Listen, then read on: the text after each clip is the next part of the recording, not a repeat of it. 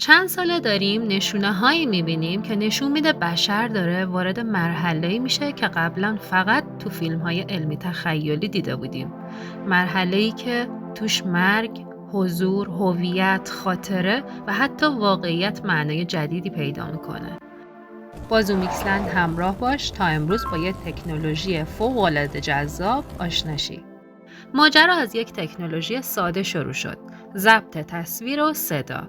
ولی حالا رسیده به جایی که کامپیوتر میتونه یک انسان رو با تمام جزئیات رفتاری و احساسی شبیه سازی کنه و نقطه اصلی این تحول چیزیه که بهش میگن دیجیتال لایکنس یا نسخه دیجیتالی انسان. امروز شرکت‌هایی وجود دارن که با استفاده از چند دقیقه ویدیو، چند ثانیه صدا و چند تا عکس یک مدل سه‌بعدی از صورت انسان میسازن. بعد یه مدل یادگیری عمیق هم کنارش میسازن که میتونه حرف زدن، مکث کردن، خندیدن، اخم کردن و حتی الگوی فکر کردن رو تقلید کنه. اینا فقط کار تقلید نیست. اینها بازآفرینی هویت هستند. نسل جدید مدل‌های زبانی و تصویری مثل سیستم‌های مولتی مودال AI توانایی تحلیل الگوهای رفتاری آدم‌ها رو دارن. نه فقط لحن حرف زدن، بلکه اینکه فرد چطور جواب میده، کی مکث میکنه، چه چیزایی براش مهمه و چه چیزایی براش حساسه. و این یعنی برای اولین بار در تاریخ هویت داده‌ای در حال جدا شدن از هویت زیستی آدم است.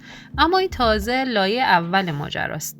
لایه دوم مربوط به تکنولوژی Volumetric Capture هست. همون فیلمبرداری سه‌بعدی به زبان ساده با صدها دوربین که میتونه یک انسان واقعی رو به یک حجم دیجیتال تبدیل کنه. این تکنولوژی هنوز گرونه، هنوز تو آزمایشگاه هاست، ولی شرکت‌های بزرگ دنیای سرگرمی و تکنولوژی دارن روش سرمایه گذاری میکنن، چون آینده محتوا، آینده ارتباطات و آینده حضور انسان بدون این سیستم ممکن نیست. والیومتریک یعنی تصویری که نه روی صفحه بلکه توی فضا نمایش داده میشه. تصویری که سایه داره، حجم داره، عمق داره و تو میتونی دورش راه بری. حالا تصور کن این دوتا تکنولوژی با هم ترکیب بشن، یعنی هویت دیجیتال به علاوه حضور سه‌بعدی حجمی. نتیجه چیه؟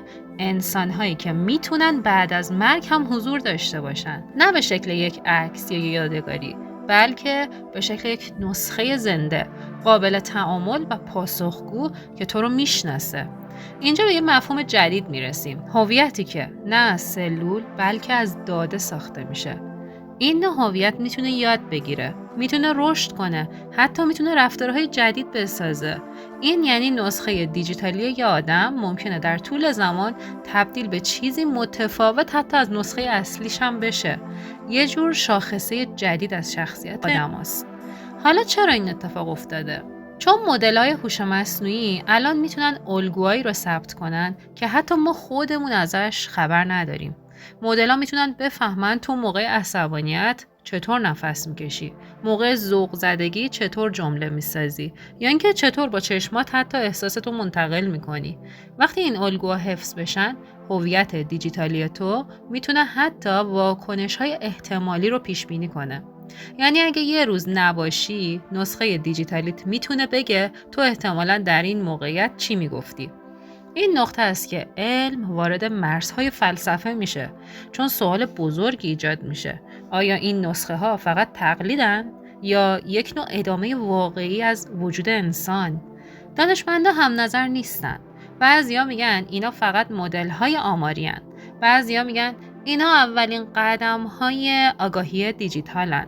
در کنار همه اینها مسیر سوم هم در حال رشد سریعه، حضور هولوگرافیک تو محیط واقعی. شرکت‌هایی در حال کار روی دستگاه‌هایی هستن که میتونن حجم انسان رو در مقیاس واقعی و با نور واقعی توی محیط پخش کنن.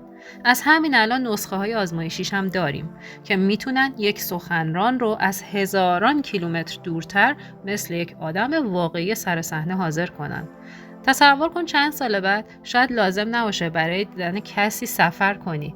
یه دستگاه کوچیک کافیه تا تصویر حجمی و زنده طرف مقابل کنار میزت ظاهر بشه. نه روی صفحه، نه روی دیوار، بلکه وسط اتاق با نور و حجم کامل. اما مهمترین بخش این مسیر ترکیب همه این سیستم ها با مدل های حافظه‌ای در هوش مصنوعیه. مدلایی که میتونن تاریخچه کامل یک فرد رو ثبت کنن. پیام ها، صداها، رفتارها، انتخاب ها و حتی روند تغییر شخصیتش. با این ترکیب ما به مرحله‌ای میرسیم که یه فرد میتونه دو نسخه داشته باشه. نسخه زیستی و نسخه داده‌ای. و هر نسخه مسیر رشد خودش رو دنبال کنه. 10 سال آینده این مسیر خیلی بزرگتر میشه. نسل جدید نمایشگرها، لنزهای نوری و پردازنده‌های نورمحور هویت دیجیتال رو از صفحه‌ها خارج میکنن و وارد فضا میبرن. 10 سال دیگه ارتباط انسان‌ها فقط پیام و تماس نیست، بلکه حضور واقعیه. حضور حجمی افراد در هر نقطه‌ای از دنیا. اینجاست که بزرگترین سوال شروع میشه. وقتی نسخه دیجیتالی تو بعد از تو وجود داشته باشه، آیا این ادامه زندگیه یا فقط یک سایه دقیق از تو؟ هیچ کس جواب قطعی نداره. اما مسیر علم مشخصه. ما داریم به سمتی حرکت میکنیم که هویت انسان دیگه محدود به بدنش نباشه و شاید آینده‌ای که همیشه فکر میکردیم خیلی دوره، خیلی زودتر از چیزی که تصور میکردیم برسه. اگر از دیدن این تکنولوژی جذاب و جدید شگفت زده شدی، این ویدیو رو لایک کن و کانال رو سابسکرایب کن تا دانستنی‌های جذاب بعدی این کانال رو از دست ندی.